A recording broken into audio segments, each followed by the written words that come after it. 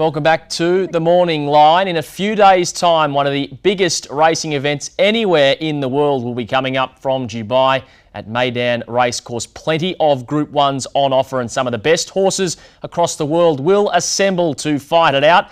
And Sky Racing's very own Globetrotter, Cassie Fay, joins us live from Dubai, where she's currently living. Cass, good morning to you. How are you, first of all? And B, this is going to be a really exciting meeting coming up in a few nights' time.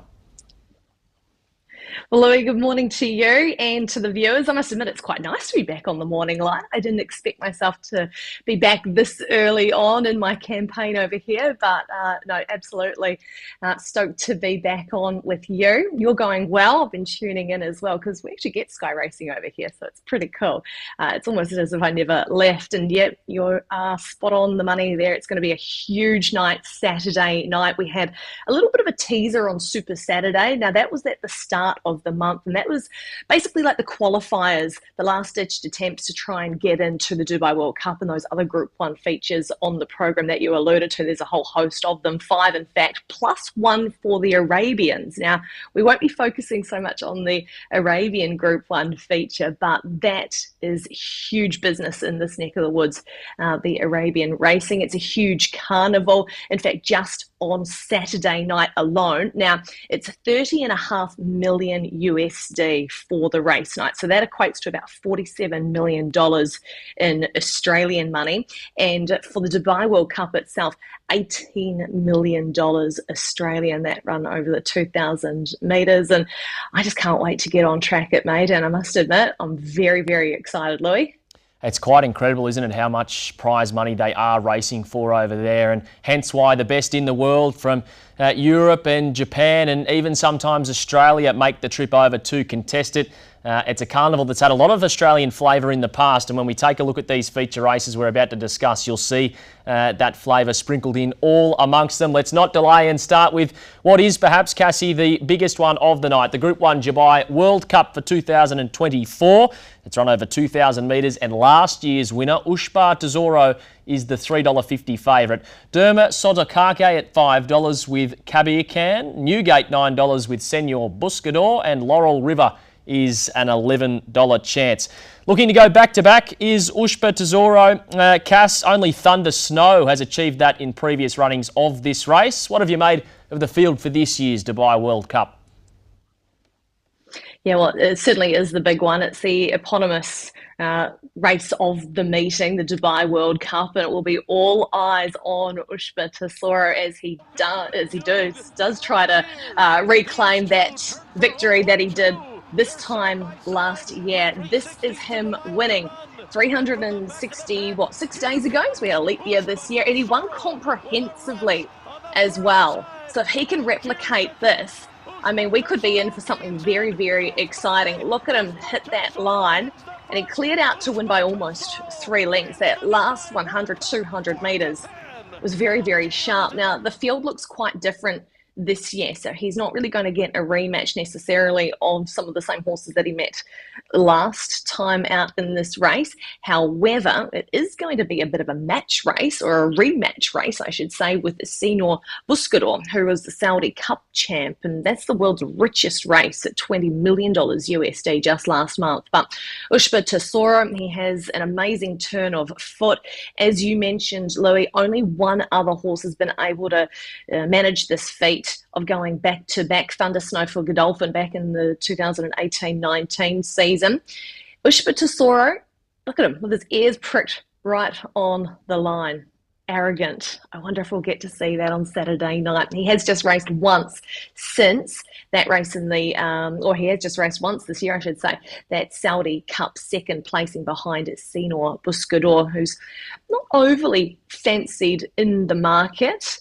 As we see the Japanese celebrating this time last year. There's a strong contingent coming from Japan as well.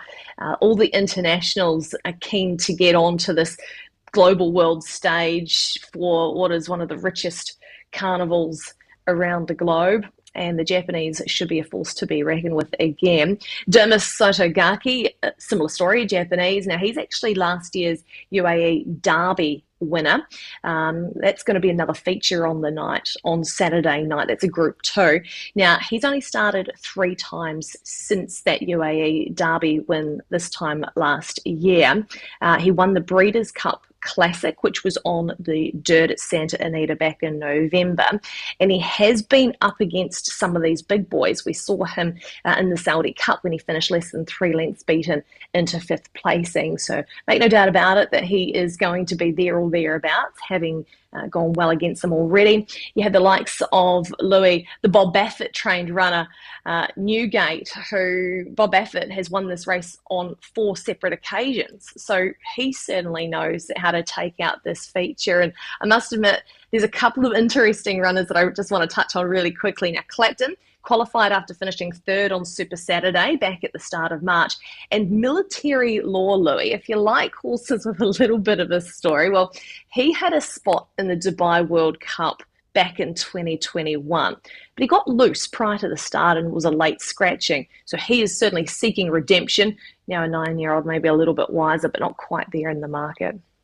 It's a cracking field assembled for what is the pinnacle there of the night, and we'll see if the Japanese horse can go back-to-back. I read that a win in the race and its prize money would eclipse Equinox, who is currently the highest prize money earner of all time. So a lot up for grabs there in the first of the Group 1s to preview. Let's move to the Alcoz Sprint.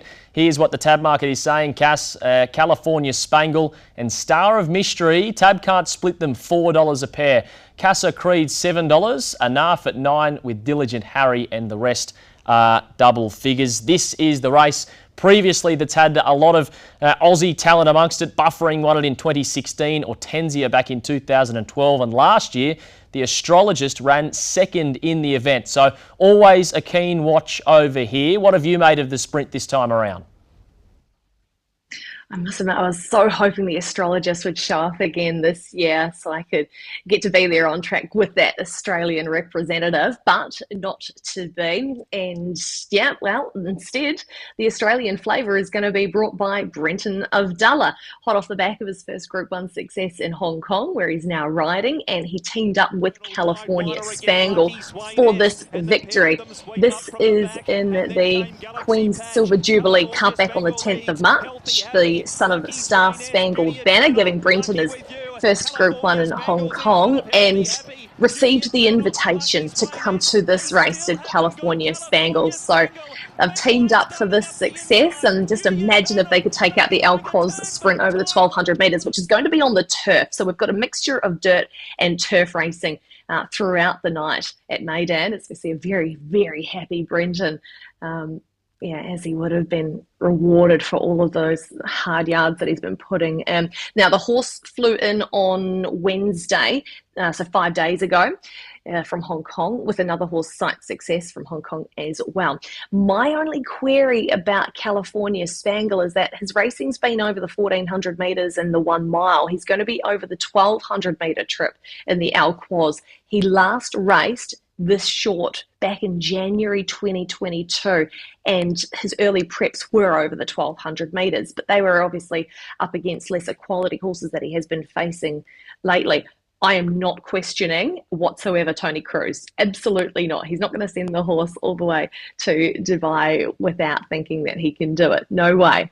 But I was just thinking, over the 1400 and the 1 mile where he's been so dominant, he's back to the 1200 metres. Is that going to be a little query? Bill Hull, now he's an interesting runner as well. Louis, Michael Costa, he's now here in the UAE, and he's hit the ground running as well. He is training for Sheikh Ahmed, who is Dubai's ruler, Sheikh Mohammed's little brother. So, of course, the sport here has all of the Sheikh's support behind it, and that's why it's really thriving over here. So he's landed in such a great position with a couple of nice seasons already under his belt. Here has Michael Costa, so he'll have Bill Hull. We'll also have Muhib go around in another of the Group 1s, the Golden Shaheen.